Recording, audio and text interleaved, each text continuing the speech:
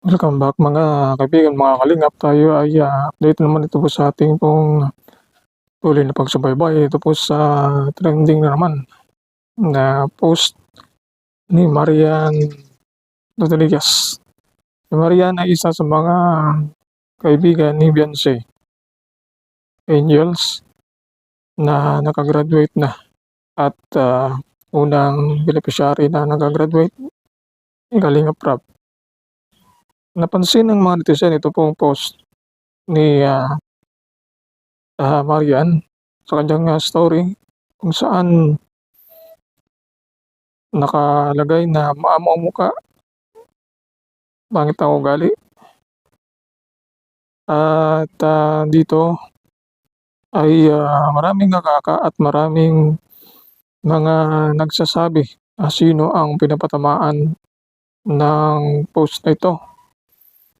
At yung iba ay hindi mapigilan na mag-comment at magkomento tungkol dito na pinapatamaan di mano itong si Beyonce na maamo ang mukha.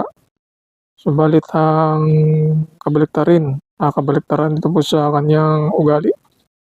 Kaya hindi pa natin ma-confirm dahil hindi naman itong mga tinutukoy ni Marian ay walang direktang pangalan.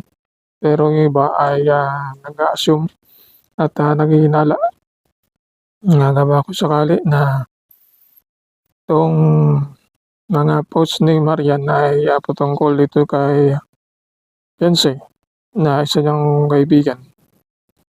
Kumbaga, ang suporta ni Marian kay Kalingap Rap ay patuloy at hindi nagbabago, na ito ang dahilan kung bakit ang mga kaibigan niya dito ni Beyonce sa Kalingap ay unti-unting lumalayo sa kanya dahil sa ginawa niya dito po sa Kalingap. Kaya ito ang napansin ng mga netizen, yung post na ito na maaaring maipatama dito kay Beyonce. Kung ibang tao man ay siguro may iba siyang mga hindi nagustuhan na kaibigan o mga kamag-anak o sino man na masasabi natin na naglabas ng saloobin itong si Marian. Kaya marami pa rin ang patuloy na nambabas ito kay Beyonce. Di pa rin na makamove on ang lahat at patuloy na sinusubaybayan itong kanyang buhay, kung ano ang maging hakbang at plano niya sa patuloy niyang pag-aaral at pagkaroon ng YouTube channel, kung ano ang kanyang adhikain dito para ipagpatuloy itong nasimulan niya at siya na mismo ang magtaguyod sa kanyang pamilya kung sakali man na ay mawalan ng sponsor o mga taong nasa paligid niya. Kaya itong si Beyonce ay nagsisikap para sa kanyang kinabukasan habang may sponsor pa na handang sumuporta sa kanya. Ang YouTube channel na ito ay isa sa magandang paraan para siya ay kumita. Kaya maraming mga kaibigan sa Kalingap ni Beyonce na dismaya tungkol sa ginawa niya.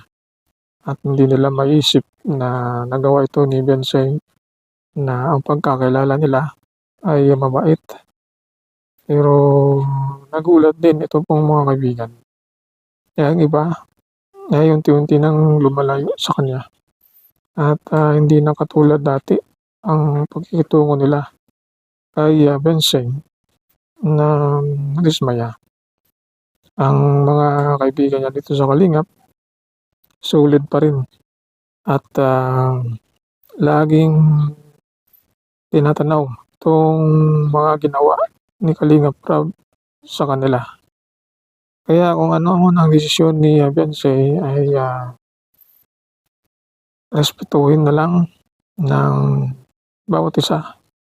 Pero hindi naman natin hawak ang puso at damdamin ng mga netizen.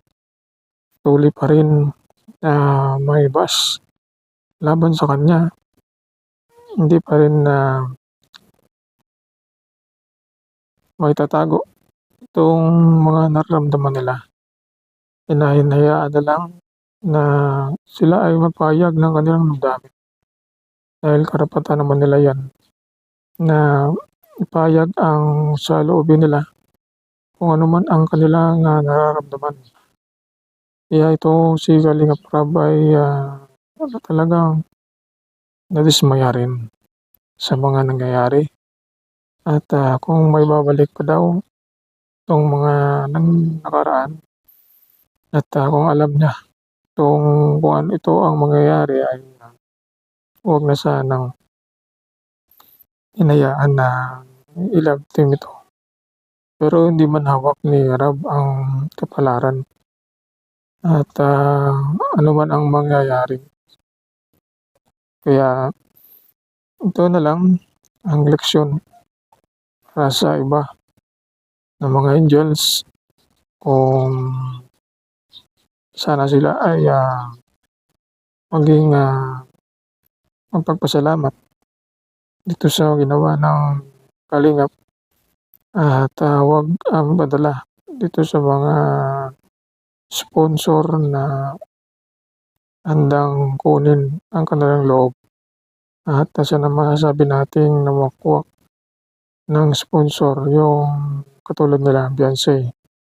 Kaya ito ang ating update dito po sa napansin ng mga netizen ang post ni Marian na di umano ay patama nito kay Beyonce.